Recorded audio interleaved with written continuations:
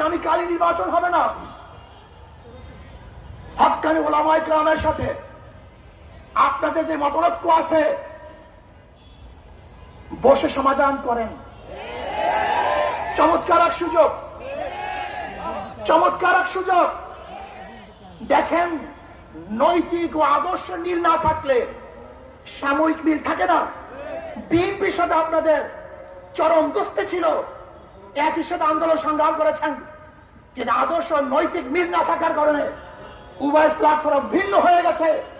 আমরা চাই না অনৈতিক কোন অনৈতিক কোন মানে লোক দেখানো কোন ঐক্য আমরা চাই না। আমরা চাই টেকসই স্থায়ী ঐক্য, যে ঐক্য হবে আর কোনোদিন ভাঙবে না, ফাটল হবে না। এর জন্য আমি জামাতকে বলবো, যদি আপনি মনে করেন আমাদেরকে